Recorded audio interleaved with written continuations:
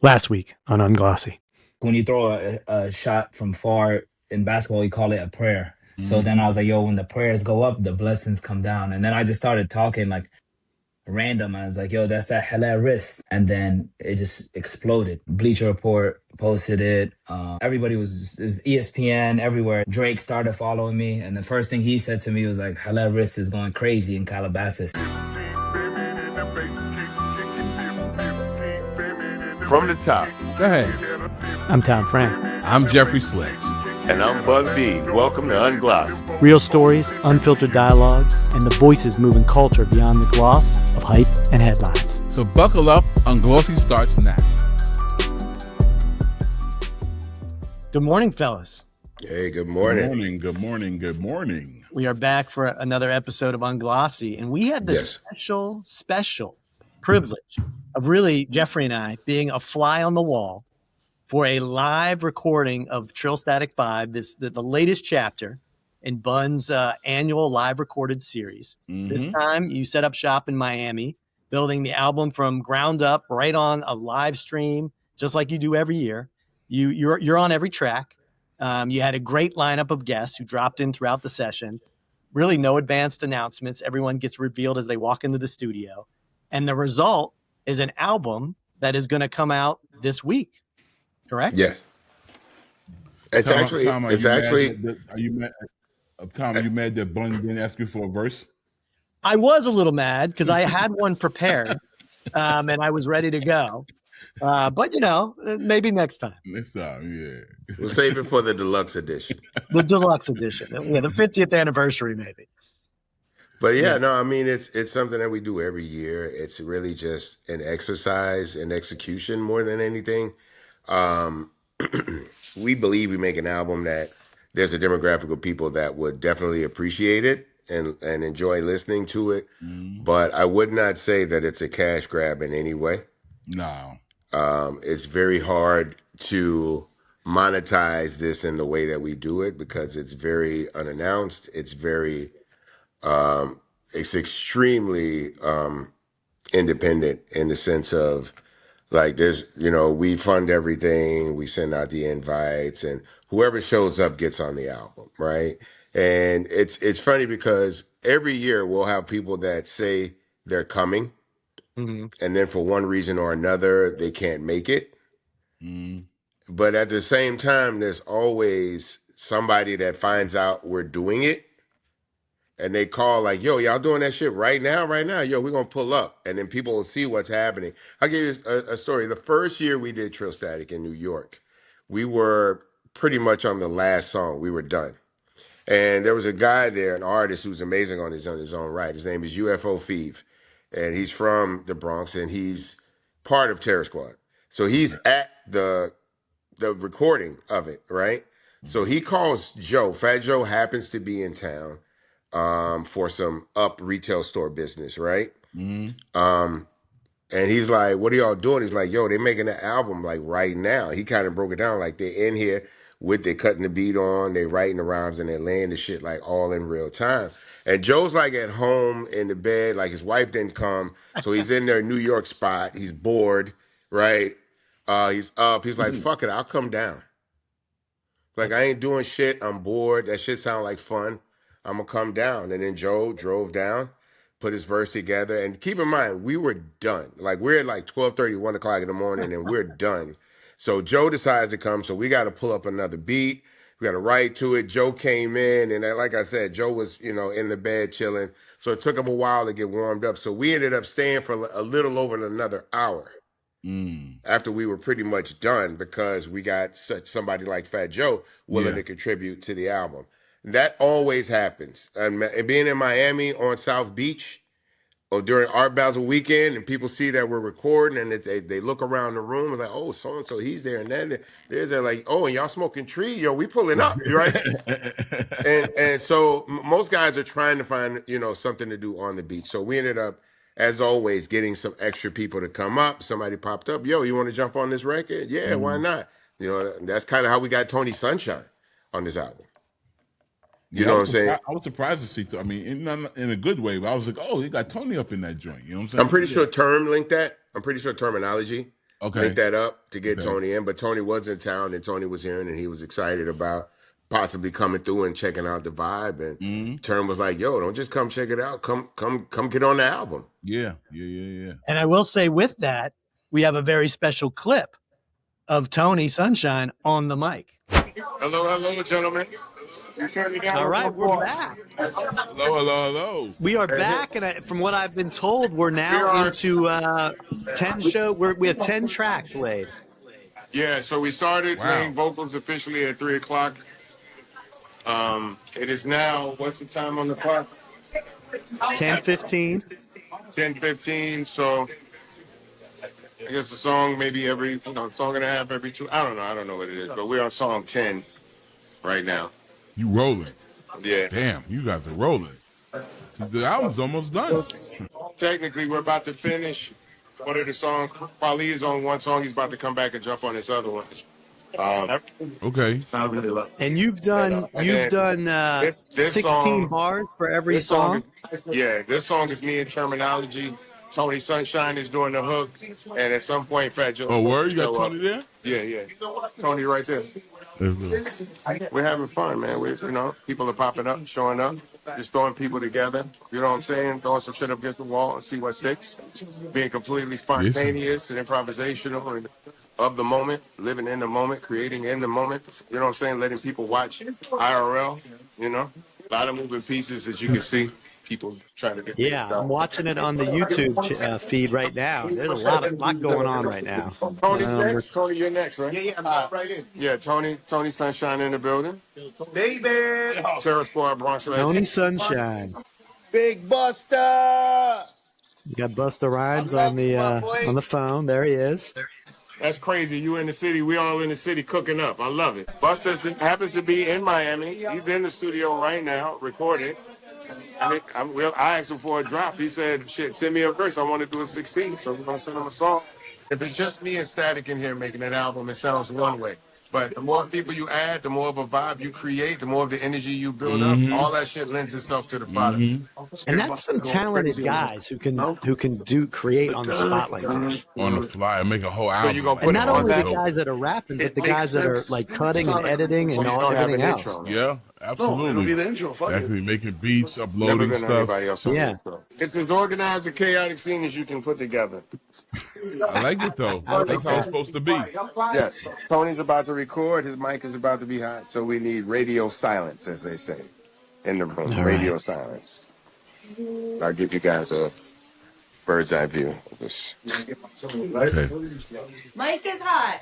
If you ever ask about me, they'll tell you I'm the one.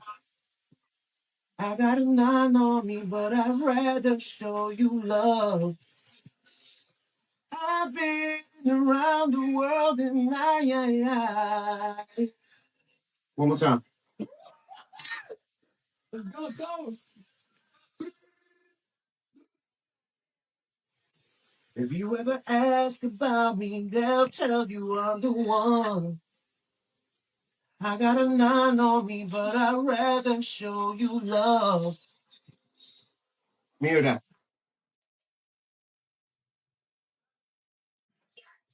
If you ever ask about me, they'll tell you I'm the one. I got a 9 on me, but I'd rather show you love. I've been around the world and I. Amelia. This is TrillStatik Synco. Whoever asks about me, they'll tell you I'm the one. That's how I do with my engineers. As we record, as we listening, we record anyway, just in case I catch a wave or catch something that's a keeper. Gotcha. So that's pretty much what we're doing. I'm gonna step out and give it a minute and let it record. You guys get the gist of what we're doing here. Yeah, this is dope. This is dope. very cool. Tony sounds good. Tony sounds good. really good. No, well, Yeah. Tony's a legend. He's amazing, and that's the good thing. We've Yeah. been doing a real good job of just bringing in talent. No, I'm just wondering where you were. Oh, thank you. Thanks, Mom. Yeah. Nikki's been hanging out with us. Nikki Diamonds in the building. A lot of amazing people in town for Art Basel. That's crazy. That's crazy. You don't really get to see that. Like, there's a lot that's done throughout the course of putting an album together. Like, how do we pick the beats? How do we pick the features? How do we pick the order and the sequence? Right? There's so many different things. The city? Because don't you do it in a different city each time? We've done different cities. So I think the first 3 years, if I'm not mistaken, we did the first 3 years in New York. New York's easy to execute because there's a plethora of rappers. That's the main thing, right? It's not hard to find a rapper in New York City. It's not that hard to find a rapper everywhere, but New York not only has tons of rappers, but tons of notable rappers, right? People that already have a buzz or whatever. And then we always kind of fill it in with new up and coming talent. We decided to switch to Houston because we felt like the logo for TrillStatik is Houston and New York, if I'm not mistaken, kind of merged together. So we've been doing New York, let's do Houston. So we went to Houston. I got to bring people like Maxo Cream, up and coming talent like Big Tony and Cal Wayne, some of these guys that are really popping in the street, and just allowing them to come into an environment that really hasn't existed for a long time. The idea of every rapper that's on an album actually coming to the studio and recording in the studio with said rapper is not something that we really see often. A lot of this stuff is done by emails, texting, you know what I'm saying, from engineer to engineer, artist to artist, you know what I'm saying? So many of the artists that you hear on records where there's 2 or 3 artists on a song, they're very seldom in the same room when they do these songs. Sometimes they've never even met. That's very true. That's very true. You know what I'm saying? I've recorded with people that I didn't meet until months after we recorded. Yeah, after the fact. You know what I'm saying? So it's fun, but it's fun to have them come in. And for some people, the older artists, this is reminiscent of how this type of shit used to get done, right? But for newer artists, they get a peek into how this was done back in the day before Pro Tools, right? Before emails and all of that stuff, where you kind of had to be in the room or, God forbid, send your reels by mail. Jesus Christ.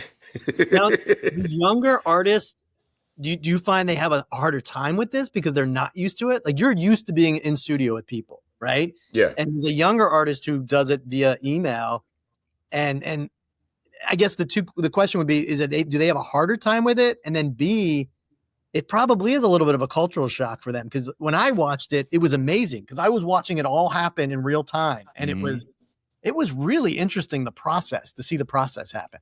No, I don't think so. I think what it is that, look, when these guys record, it's not like they're in an empty studio, right? Yeah. Typically, when an artist records, he's got his crew there. They have their vibe. But that vibe is, how can I phrase this? They already know what that vibe is, right? When they go in the studio with their manager, assistant manager, the homeboys and all of that and the crew, they already know what the vibe is because they know how everybody is. This is a little bit different because, one, you may not even know the other rappers in the room, right? That's one thing. So, and when you get there, no one walks into TrillStatik and is all automatically directed to the booth, right?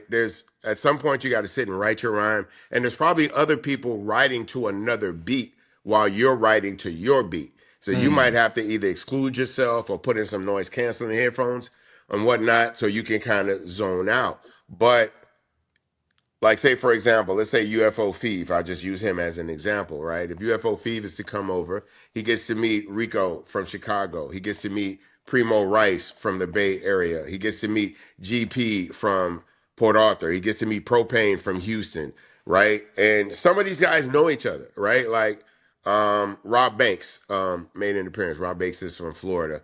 He's a very, very well-known up-and-coming artist out that way.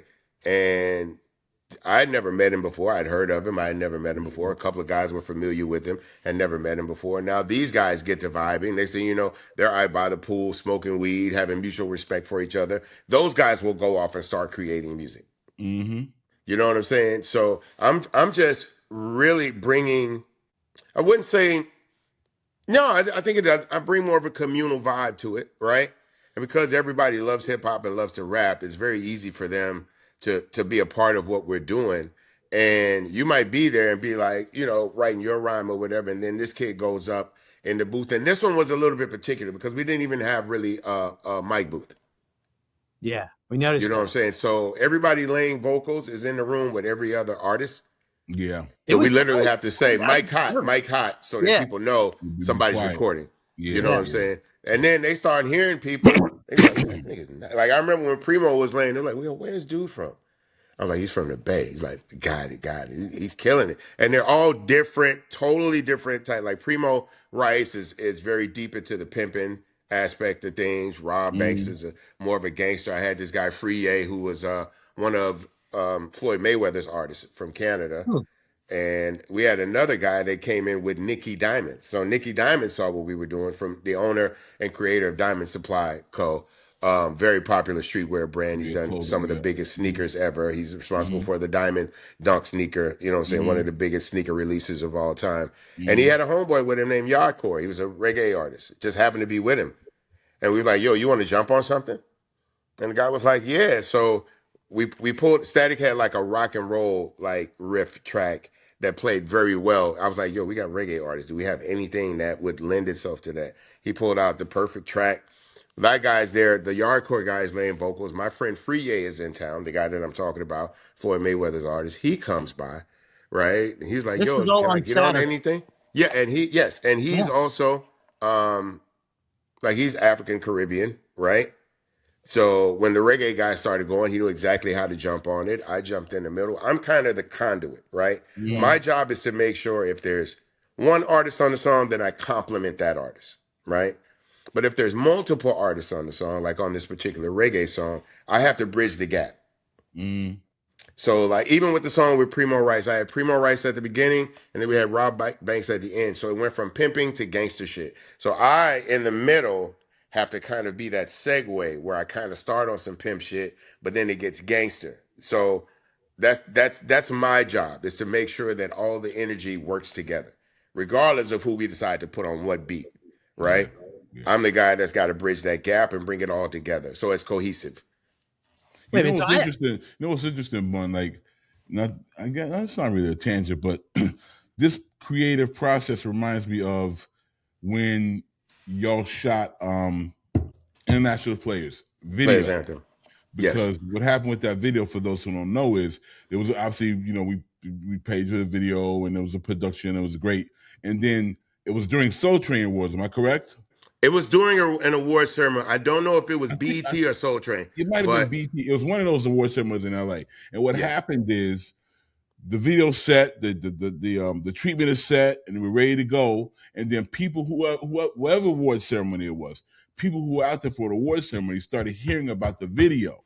and so like T-Pain and David Banner, they weren't supposed to be in the video. They just rolled up. None of the features in the video were planned, just so we're None. aware. Like, for example, I don't think people realize Lucas Haas is one of the Yeah. groomsmen in there. And that's just because Andre's a homie and was like, yo, you want to come be in this video with me Yeah, today? right. You want to be like that's his friend, right? Yeah. So he had him come in and be a groomsman. We had Alex Thomas, who was in town from Los Angeles, comedian, very well known, very instrumental in Black comedy awareness in Los Angeles for years. He showed up. Yep. T-Pain, out of nowhere. I didn't have T-Pain's number. He didn't have mine. I don't even know how these people found out where all of this was going on. And he just showed. David Banner in the car with you. David Banner was not supposed to be in that car. David Banner, he showed up in a suit. In a suit. He showed up in a suit for a wedding video. Yeah. And it was just like, yo, just come by the car with me. It was so easy to insert these people into the Queenie's in the video. I don't even know people know that. Queenie's in it. My wife's in the video, you know what I'm saying, as in the choir. Yeah. You know, random pimps from around the country. Yeah, Right. random pimps. So yeah, it was the same kind of collaborative energy where it's like this thing is happening, and all of a sudden these people are want to be a part of it. Same with Bun and Static's album. Like people, this thing is happening, and people hear about it and just want to be a part of it. So they just, oh, where y'all at? Oh, what street? Put in the GPS, I'll be there. You know, it's I'm gonna pull up. Let me know where y'all at. I'm gonna pull up. How does that work from like a legal standpoint? Like all of a sudden now you have all these artists on this album that's going out. Do they have to like sign a waiver? How does that work? Like from that perspective? Well, I mean, realistically, the only time contractual obligations get in the way is if someone is signed to a label. The majority of the artists that end up on TrillStatik are independent.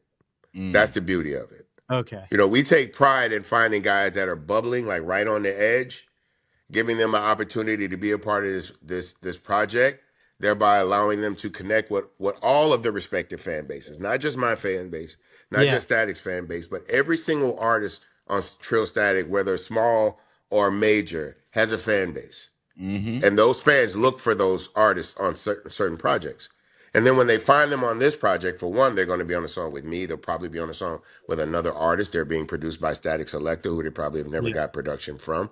And so it just piques people's interest about what this artist is doing and who they're doing it with. And for a lot of these guys, I'm not the typical counterpart.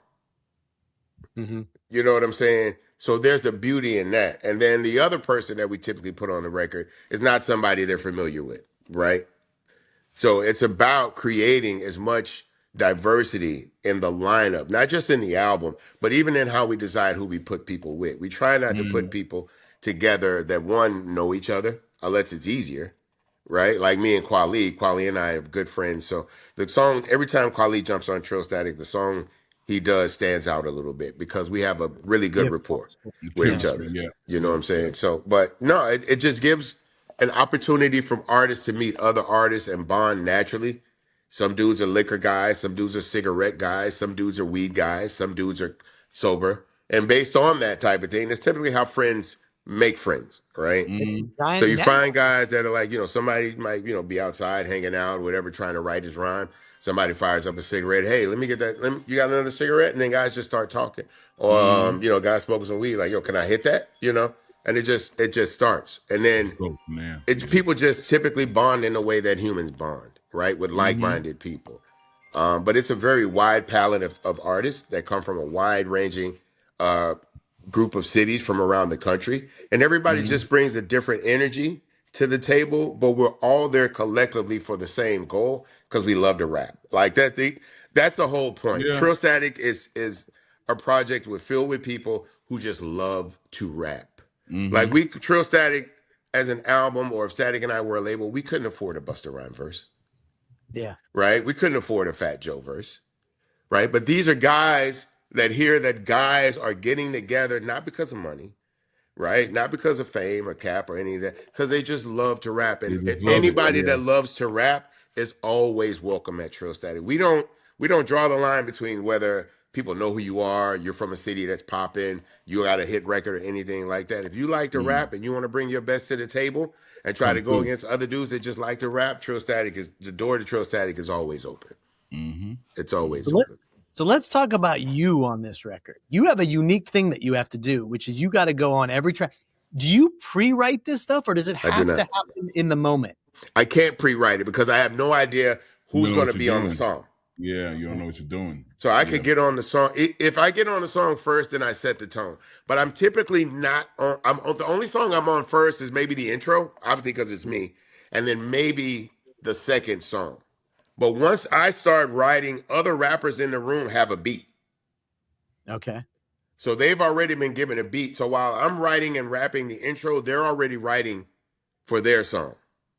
So typically once I'm done, I'm like, okay, who's got a verse? Who's got something done? And then a guy will go be like, I got something. And he'll go up with his verse to his beat. Listen to it. And I'm listening to not just the beat, but the subject matter. Yeah. Right? So while I'm writing the verse, if someone else is on the song, they'll probably record before I'm finished writing. Because they've had time to write their rhymes while I was writing and recording the first rhyme. Yeah. So I'll try to, what I'll do is I'll give it enough time so that both of them, I've at least heard their rhymes. So I know the direction so I can start writing in the middle, if that makes sense. If they're both writing about the same thing, then I can write about said thing. But if they're writing about two different things, then I've got to be the conduit that brings those two worlds together and make it make sense to the listener. As if it's all intentional, right? That's the thing. It's amazing. If you think about it, I mean, I don't think people realize the talent that it takes to sit there, listen to somebody rap, listen to a beat, and then within 5-10 minutes. Because it's a lot of people in a very small space sometimes. So there's a lot of energy. I'm the host, as Static is. So sometimes I'm writing. Somebody will come in. I got to get up, give them some dap. Yo, what's up? You hang out or whatever. Yo, Stat, let's find them a beat, right? And then I got to get back to it. I typically, for TrillStatik, sit in a chair and write. That's my job. It's just to sit in a chair and write rhymes all day. I don't have time to really socialize. I don't have time to go run an errand or do anything. Once I get in the recording space, I'm there. I have a designated chair and I sit there. Beats come on and I write the beats. I hear rappers rap. I've been halfway through a beat and then someone would rap something. I'd be, oh shit, that's what we're talking about. Fuck. So I'll start another rhyme, but I'll keep that part of that verse just in case that subject matter comes up later in the day. Yeah. Mm-hmm. But here's the crazy thing about TrillStatik, what people don't realize. I bring in, let's say 13, 14 MCs, right? Mm-hmm. Those guys' job that day is to rap against me. So let's say Termanology come in. Term's job is to come in and rap against me. If there's another person on the song, then that person's job is to rap against me. I got to rap against every motherfucker that comes through that door. And I have to be at least comparable, if not better. Yeah, and is Like, that the mentality that you're trying? It is a competition in absolutely, a sense? absolutely. I'm at the very least trying to keep up because some of these guys are very nice, right? Mm-hmm. Some of these guys are really, really good at what they do. So I have to at least keep up. But in certain instances, I'm trying to out-rap. Well, in all of them, I'm trying to out-rap them, right? That's the key. I'm trying to out-rap them, but not to the point where it takes away from the song. The shit's got to all make sense in the space of 2.5, 3 minutes. It's got to make sense. The reason I chose these people for this song has to make sense. What I'm talking about has to make sense. The beat should make sense to what we're talking about. It should lend itself to what we're creating for.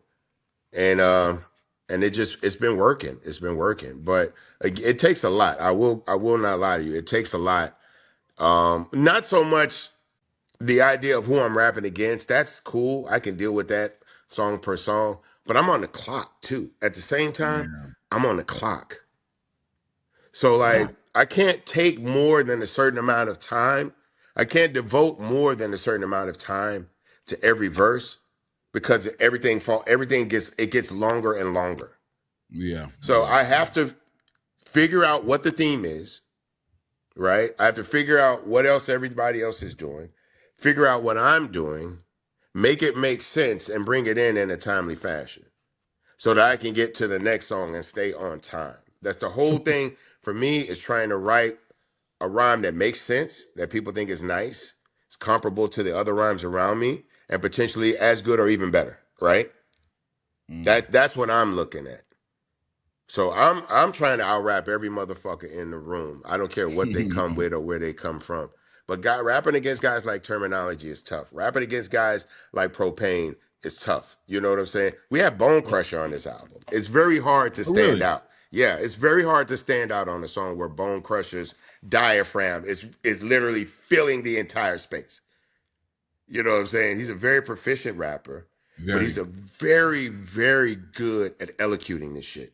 Like saying what he's written, which can be problematic for some people, right? Because how you rap something and write something and say it in your head is a lot different than when you actually have to deal with breath control. So there's times where a rapper, you can write a dope ass rhyme and then realize, shit, this is going to be hell to say, right? Yeah, I can't say it. Yeah, Exactly. Yeah, so there's a lot that goes into it, but somehow, some way, we make this work and we turn in quality music. Then that might not be for everybody, because again, this album is filled with a lot of people that speak to different people. Yeah.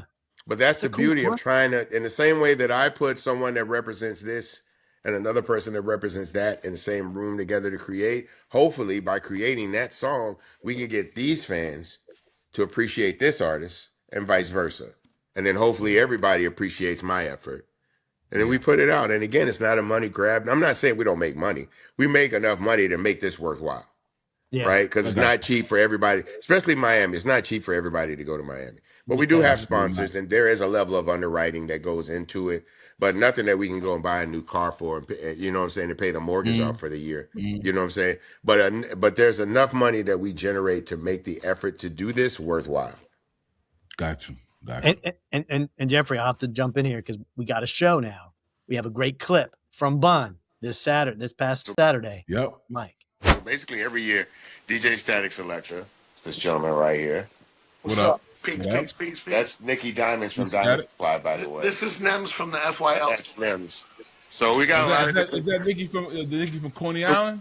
Yes. So we got a lot of different moving pieces around this thing. So basically, the theory is I sit in one place and I write all day. Different rappers come in and different rappers write their rhymes. So, let's say the song I'm doing now is with this kid, Neek the Skits from Houston. So Neek's laid his verse. I'm going to lay my verse. But Neek only has to rap against one person tonight. I got to rap against every person that walks in it. So all my rhymes have Wow. to be up to par with every MC that steps in the door. And we've got reputable MCs for sure, as you saw. We got Nims is going to be in there. Talib Kweli has already laid a verse. You know what I'm saying? So we've got, Neek, who is a new artist in the game, and legends like Talib Kweli. You know what I'm saying? So we got a lot of varied voices. We get a very diverse lineup of MCs that, stretch out the whole spectrum of what hip-hop represents nowadays for the most part. And we drink tequila and smoke weed and make music, Yeah, no, this is dope, man. I know you gotta jump to it and keep you long, but I love. No. What I got gotta do is I need to rap right now. Yeah. We got a guy on the desk. He's dealing with the chat. We get regular chats. We get super chats, so people pay for a comment and different things like that. So, people are not only watching, they're commenting on it. As I lay the verses, they hear me rap them in real time. You know what I'm saying? They hear every artist rap them in real time. Actually, not just here. They get to watch me. There's a camera. There's a dedicated camera on the microphone. This is Propane, representing Houston, Texas. Propane, you've been on every one? Yes, sir. He's been on every TrillStatik. And I would say at least 3 out of the last 4 of them, he's had the best songs. Somehow he ends up on the best beat with some of the best features. You know what I'm saying? So his resume gets strong with every TrillStatik. But he's a very reputable MC. He's amazing talent, man. So you guys can definitely check him out. Propain. All right, so I'm about to go over here and rap this rhyme. Truck Buck is gonna hold the camera. We go. Let's do it. He's putting the chain on. It's official. What is I'm doing this song with Neek the Skits is not the average MC. He's a little bit off kilter, to say the least. You know what I'm saying? But again, we try to put a diverse group of talent on here. He can rap his ass off. He just doesn't rap about what the average MC tends to rap about. You know what I'm saying? Okay. That being said, his skill level is very high. He operates at a very high level. So it's very engaging to rap against a guy like that. But he's somebody that starts on Pluto. So I got to try to figure out how to bring this shit back to Mars and make it make How to sense. get it over there. So that's kind of what it takes. But we have fun. It wouldn't be fun if we didn't. I get challenged by these things. You know what I'm saying? Because every it does MC seem has like a a different challenge. voice. They have a different direction and different angle that they're taking, and it's my job to make sure that when I add to it, I make it make sense. I'm not saying that it doesn't make sense, but I can't get on a song and do what I want to do without taking into consideration what they've already did. You got to adapt. What they've already done. Yeah. Absolutely. And I think I'm pretty good at adapting. Like I think that's a big part of my skill set as an MC. I think that would be the fun of this is you get to be creative in a different space, all within the same room, all within the same day. And that's what the beauty of what Statik, because Statik picks the beats. So all the music kind of has the same flow and vibe to it. Okay. And he kind of has an idea of who he wants to rap on what. So once I finish laying my verses, I just leave it to Statik, and in about 6-7 hours, we have a fully mixed and mastered album ready to release to the public. Like we'll probably finish this thing around midnight, and this thing should drop probably not tomorrow because it's a Sunday, but I would imagine first thing Monday, this album, or midnight. Damn, so it drops on Monday. Wow. Yeah, we live in a state where, if you're, if you're not on the label, you don't have to go through red tape and contracts, and you don't have to call a higher up to get something approved, and we're not dealing in samples and things like that. And most of the artists that we record with are independent as well, so we don't have to jump, jump through hoops. And all that shit. Yeah, and all that type of shit. Yeah, most of the people on here are self-owned. All right, here we go. Heavy echo. Check. We can't record this with the music playing out loud, so that's why you don't hear anything but me rapping right now. That's all good. I know how it works. Man, I'm the talk of the town. They can't help but speak your boy name. Back and forth discussing how to duplicate your boy game. Like Kobe trying to be Jordan, making the nicest try. So I just told you stepping on, I'm not the nicest guy. I'm seeing right through the facade and all the fakery. You want a slice of the pie? I want the whole bakery. If the earth is quaking, we eating off the tectonic plates. Put some work in and go and see how this new chronic tastes. One more time. You start your closer? No, yeah, a little closer to where the first comes in.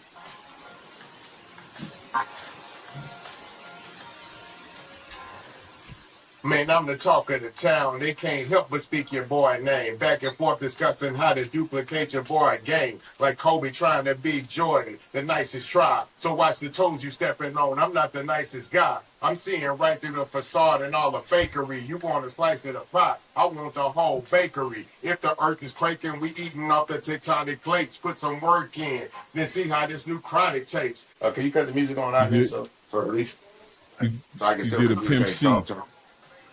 If the earth is You quaking. get a Pimp C. I'm only giving them 12. They want 16. I'm giving them 12. This is a cool behind the scenes how this goes down. I'm digging this. Play back. So now I've just laid what most people know as the main vocals. I can let that live on its own so that the words can stand out in a certain way, or I can emphasize them with ad-libs to make certain words in the rhyme stand out, or I could just simply double it and basically say the same rhyme on top of itself to just give it like a stereo effect. So I'm okay with that. So that song is done. Static will get a hold of it and do some effects and do things on it in the mixing process while I continue with the recording process. This is a war in a small room of organized and unorganized chaos. I'm impressed, man. You're just sitting there dropping bars, right, with a big crowd of people behind you, and just going on the Yeah, fly. that's kind of how it works. Thank you guys for checking in with us, and I'll check back in with you guys in a couple hours or so and let you see the project. And we'll be right back. Welcome to Merrick Studios, where stories take the mic and culture comes alive. We're not just a network. We're family, bringing you smart, soulful, unfiltered conversations. And this season, we're bringing the heat with our biggest lineup yet. Whatever you're into, music, sports, business, we got you covered. Merrick Studios, where the conversation starts and keeps going. Check out our full lineup, including Unglossy with Bun B, Jeffrey Sledge, and myself, Tom Frank. Now streaming at wearemerrickstudios.com.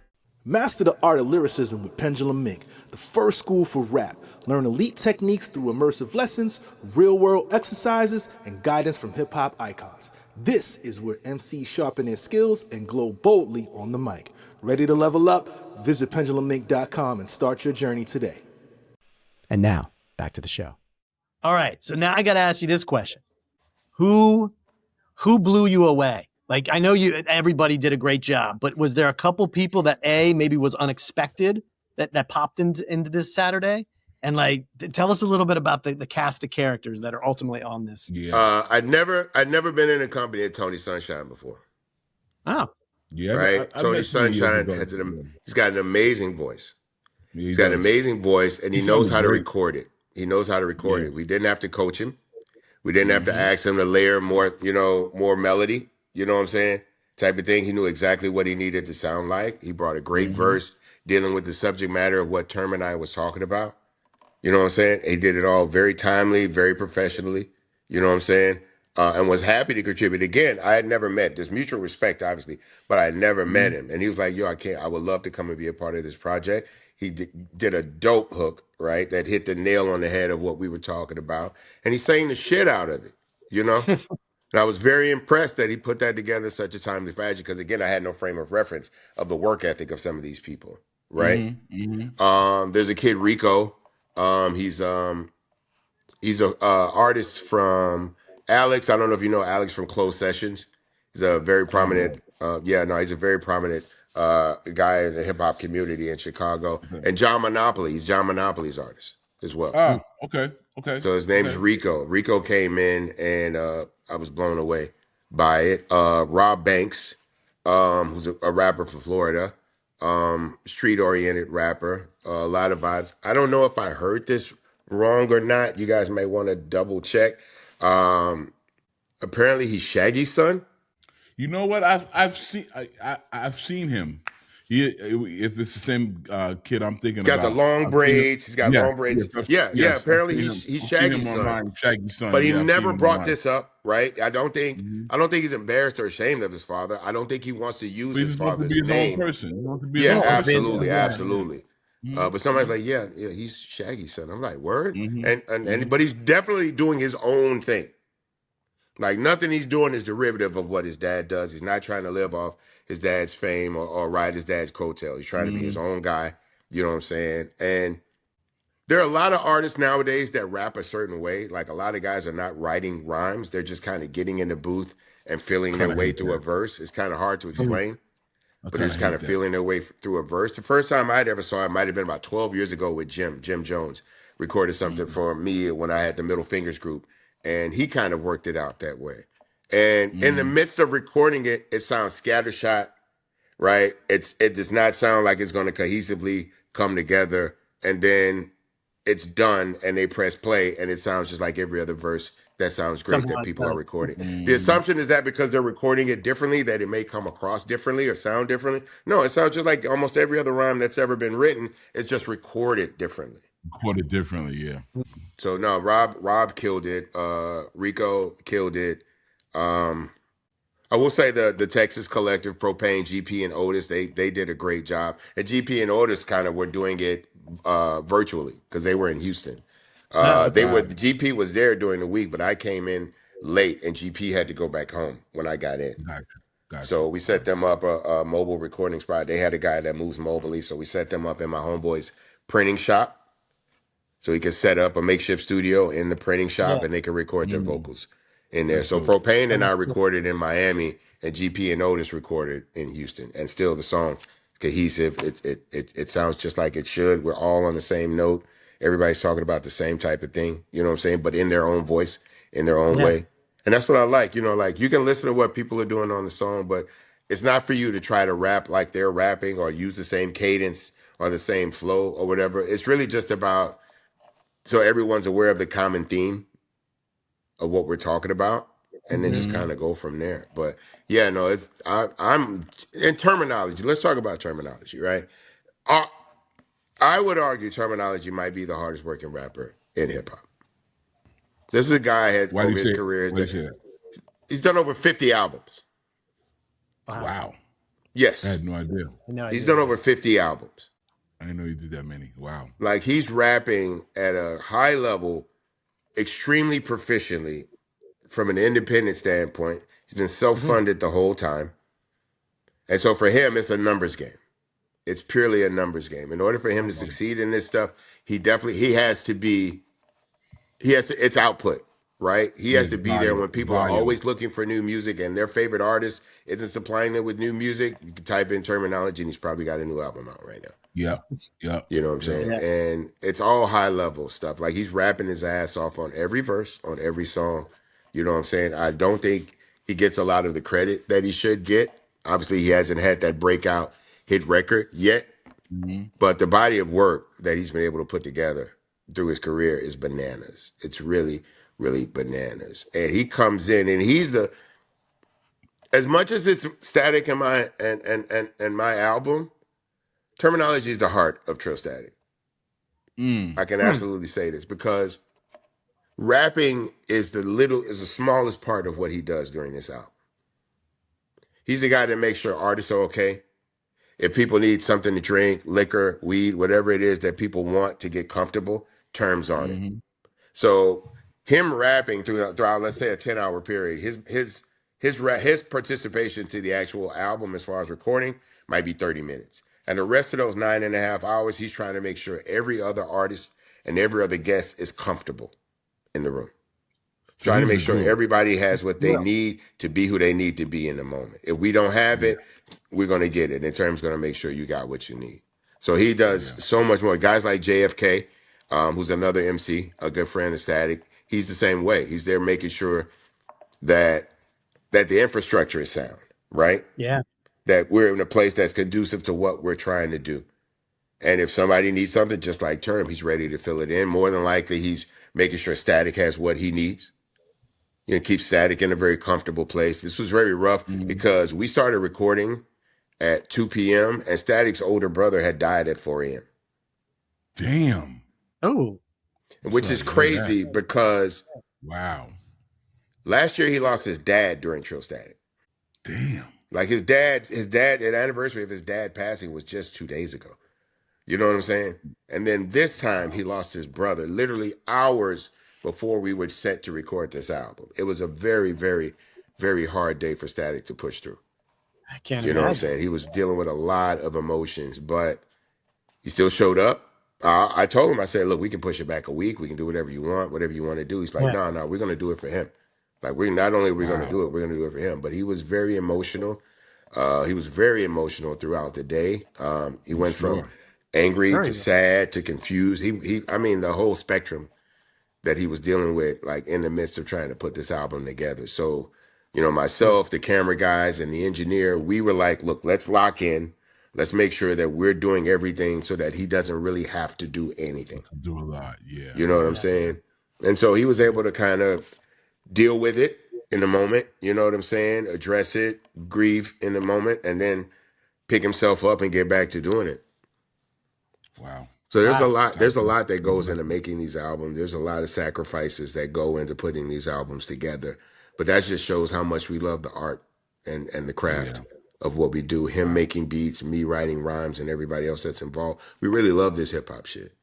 And so we and it takes a lot of effort to coordinate this stuff every year. But we feel like it's necessary because for me, this is some of the best fun I have all year. I get to do this at the end of the year, and I'm primed to top. I'm primed after Yeah. this Awesome. album. Like, if you get a verse from me within 2 months of TrillStatik, you're getting fire because the creative juices have flowed like across the board for almost every representation of what hip hop is. Pretty much ends up on this album, and I have to execute that. So I leave that sometimes with a lot of work, and I don't even want to say work. I leave it with a lot of ammunition for the next year. You know what I'm Gotcha. saying? I am fully loaded, ready to rap with anybody about anything after TrillStatik. So we have to ask about an interesting moment. Our last time that we jumped in, we just happened to jump in when Busta Rhymes calls. Tell us a little bit. We're going to show the clip after you tell the story, but tell a little bit about what happened there.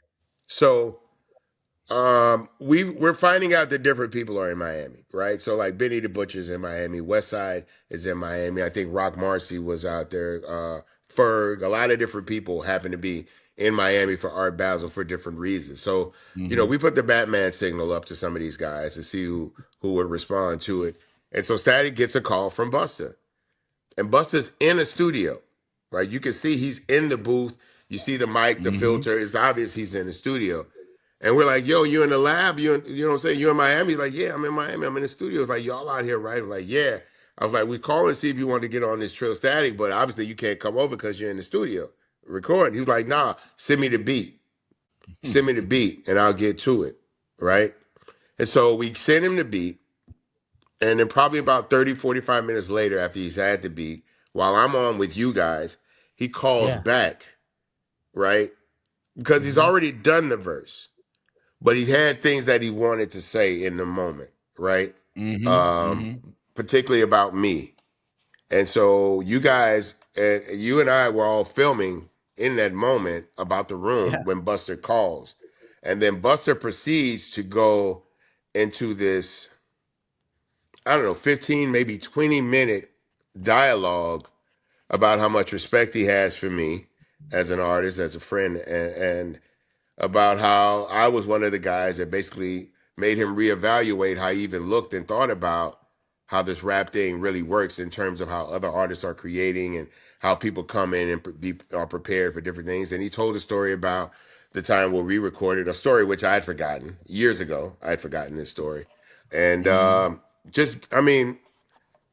he gave me a garden. He didn't give me flowers. He gave me a garden. Like he literally did. And it's some of the highest praise that I've ever gotten from one of my peers. And keep in mind, I remember being in high school, right?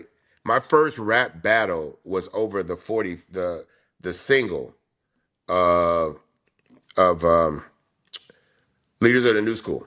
It was the first single from Leaders of the New School. What was it for? It was not PTA. What was Sob Story? It No. was no. It was PTA. It was the school PTA? video. Okay. And then there was another song on the flip side I can't remember right now, but they both had instrumentals. So like that was my first time battling as a rapper against another rapper, and I did not win. It was the first rap battle I had. I did not win, and I swore I'd never lose again. But it was to Busta Rhymes. You know what I'm saying? It was music from Busta Rhymes. So to have gone from somebody that was a fan of Busta's to a contemporary of Busta's to a very close friend of Busta's, right? To hear this level of praise from him. Look, Busta's, you see Busta's very energetic, you know what I'm saying? Busta, he's always very humble and giving people their credit. Salute King, salute General. Like he always holds people in high regard and refers to them in references of high regard. But for him to have this whole soliloquy of what Bun B meant to him while you guys were filming, while in the room with all of these different artists, right? Who all look up to Busta. We all look up to Busta Rhymes, right? For the proficiency, the body of work, the hit records, the contributions, you name it, right? Busta has been a dominant figure in this culture since he entered the space. And just to hear him humbly speak about how he thought someone was better than him and was working harder and putting more effort into it to where he had to evaluate it with. If what Busta Rhymes was saying that I was not implementing, but influential in how he turned out as an artist, I don't know if you can really get much higher praise from an individual of his status. Yeah. You know what I'm saying? And a Hall of Famer. No, beyond. I mean, he may be he's in the top 5 most famous, most visible, most known artists of our generation. Quite frankly, there's him, there's Snoop, there's like Eminem and Hove and Nas, and like he's in that. 50. He's in that range. From the body of work he's done, the level of art he's put out, the number of records he's sold. Like there isn't a thing you could be good at hip hop that Busta hasn't been great at. You know what I'm saying? And to speak in a way that literally says, I would not have gotten to this level of greatness had we not met at a certain time and recorded. And don't get me wrong, he was great when I got there. But just the fact that, 20 plus years into his career, I go in and do a song with him, and now he's like, I got to rethink this shit because I don't rap with everybody, but I haven't seen somebody that's kind of done it in this way. You know what I'm saying? And he's rapped with almost any rapper you could think of. He's been a part of any type of style of hip hop that's ever been executed. Our song was produced by David Banner. So, it's just, I couldn't have a higher level of respect for Busta. I've always looked up to him. I continue to look up to him. He's dealt in uncharted territory that many of us have yet to navigate. And he still comes out, you know what I'm saying, the same old guy. He's never been any different with me. Anytime I've ever seen him at any stage in his career, he's bust. He's bust. And he always wants to make you feel good about the interaction. So God bless him for being a friend. God bless him for his hip hop contributions. Specifically, God bless him for being a part of TrillStatik when he didn't have to. And he had to stop what he was doing in order to participate in what we were doing. And why? Because he loves to rap. That's what TrillStatik is about. If you love to rap, come fuck with us. We don't care who you are, what you represent. Come fuck with us. And we just happened to catch that moment. It's chaotic. It's all over the place. Listen closely. Yeah. My camera skills are not the best. I'll be very honest. This is me trying to hold a cell phone in my hand in a certain position for 20 minutes. So I'm sure I've switched hands, I switched angles and all of that stuff. But you guys will watch this clip and you will absolutely get the gist of what we're talking about. It's plain as day. You can't miss it. It's beautiful that we caught this. To be fair, it's beautiful because you guys could have called 10 minutes before or 10 minutes after, but we caught it on film. It's shaky film. It's like Cloverfield or some shit, right? Blair Witch, it's a Blair Witch Project cinematography. To be fair, exactly, Blair Witch. But let's take a look. All right, let's take a look. Welcome back, gentlemen. Welcome back to the TrillStatik 5 still in progress. Going on 1 a.m. East Coast time, which will put us at hour 8. We are now waiting for the Busta Rhymes verse to come in. The engineer is in us directly. So we know not only did they add the track, he also asked for the BPM so they can make sure syncs up. When an engineer calls you and asks for the BPM of the track you said, somebody's about to rap right now. Yeah, They're real. But no, we're lucky, shit. man. You know, if somebody had to take my beat, I'd let it be Busta Rhymes. At least I know you're gonna kill it. You know, Absolutely. these are some of the sacrifices that we have to make sometimes in the studio in order to put the best project together. Yeah. Sometimes you got to take yourself out of it. You do. To make the best album you can make, you know. How many songs y'all in now? How many tracks have you laid? This is 11, right? This is 11. And Kweli's about to finish another song as well. So basically they're calling it Crooklyn 25. It's very reminiscent of the Crooklyn track from the movie soundtrack. From the movie, yeah. Not really sure why I play into the Crooklyn aesthetic of it, but we'll see what happens. Yeah, you'll figure it out. Crooklyn, Texas. I'm just writing my rhymes and say my rhymes and leave Static Selector enough of a body of work for me and the artist that came in today for him to basically put together this project. It's really it's really mixing and then sequence at this point, like what's going to go where. That's going to be very important for an album like this. But by the time this podcast comes out, hopefully most of you will have streamed or bought the album. Thank you in advance. And you will have seen how the intro turned out. I've done so many songs today that I've forgotten songs I did today. Wow. Because I've been going from song to song to song, jumping from beat to beat to beat, artist. Yeah. And I'm just like literally as soon as I lay a verse, I'm already aware of what I need to do for the next song. So I don't have time to dwell on anything I've done today. No, it's dope. No, it's dope, man. It's cool. I can't wait to hear it. A lot of people don't get to see this. A lot of people, don't get to see an album being made, particularly an album being made like this. This is a very unique way to make an album. It's just not. For the kids watching at home, don't try this at home. Absolutely not. Absolutely got. But man, because you can pull it off, that's amazing. Yeah, it's old hat at this point, but I enjoy it, man. Like it's the kind of thing that sparks my juices for other things I got to do. Because this is all about verbal combat. This whole album for me, as a writer, is about verbal combat. I'm writing. See, everybody comes in here, like Kweli is in here, right? And Nems is on the song. So Kweli only has a rap against me. Nems has a rap against me. Kweli, that kind of thing. I got to rap with every MC that walks in. Yeah. And I got to be as good, if not better, than any MC that walks in this room. Yeah. I have to at least be comparable, at the least. I'll say that to say that the intro is not a line that'll probably be comparable than Busta Rhymes just going loose in Miami. Yeah. Yo, hey, just send me the track. You know what it is. Yo, fun. I send me the track. You have it the next day. Let me tell you something else. Yes, sir. TrillStatik Selector, he should have never called my phone.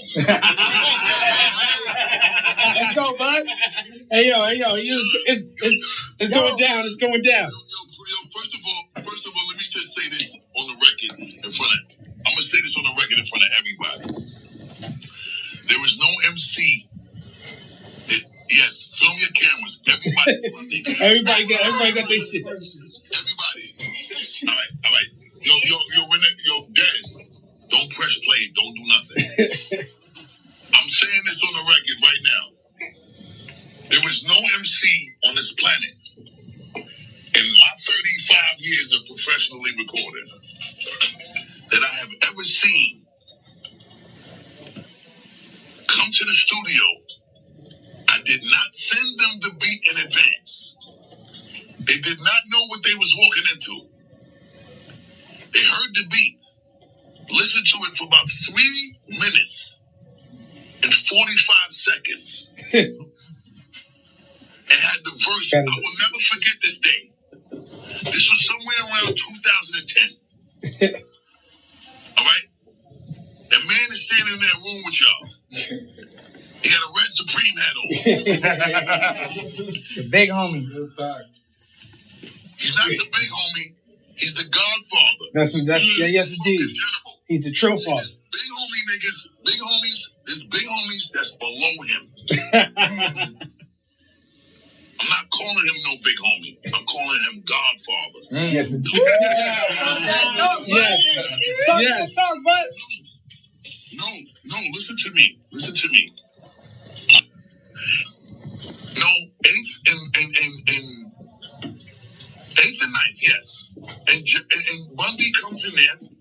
I didn't send him the beat in advance, nothing. And he's in the room and he says, play the joint, boss. I said, I got something for you. He said, play it. He had 4 minutes. I'm ready. Right. I didn't have a chorus on the record. I didn't have a verse. I didn't know what I was going to do. And the verse was personalized, right? It was personalized. Busta Rhymes in the Bun B. Yeah. He liked that. Let me explain. I'm going to explain something to you. He did the verse there, and I didn't even see him write nothing. That was the scary part. No doubt. So the crazy shit is this is how crazy I'm gonna keep it. I'm gonna send it to Bun B's phone so he can play it for y'all in there. Let's go. Let's go. Yeah. I'm gonna send it to Bun B so he can play it for y'all in there. I'll put my verse on after it. So y'all gonna hear my verse too. But just know this verse that I did. This is way in there with no. And then that's how he do it. Like he was my friend. He call you from Houston. Yo, I never experienced that. Mind you, niggas know me as the finisher. Right? Like way before this, niggas is knowing me, and during this time, niggas know I run towards where niggas run from. Yes. I'm gonna be honest. After that moment, I love you, Jerry. I love you. I just need people to understand. For whoever that might have underrated Run or tried to act like. Yes, indeed. And I'm saying that humbly and respectfully because, you know, the way I talk, I'm going to usually say it on some foul disrespect. Like, I enjoy that. Like, I enjoy talking about my heroes and talking shit on a level that hurt niggas' feelings because still sharp and still. That's right. Bun B made me a better MC when I saw how efficient he was in the studio. That's right. Like, we got to spend money hourly in there. The man came in there and did not waste 1 hour. We actually spent more time just chopping it up than it did take time for him to actually do work. One take Bun. I'm talking about him walking in the door, him listening to the beat, him concocting whatever he concocted in his head on the spot, and then sitting back and listening back to it to make sure it sounded right. No doubt. He done it less than 35 minutes. No doubt. Bullshit, he's not. I don't know any MC in existence in my 35 years of doing this, and everybody know I collabed with everybody on the planet. No doubt. Including niggas that is not even disclosed to the awareness level of us as motherfuckers from the United States as MCs, because we fuck with international artists too. This is facts.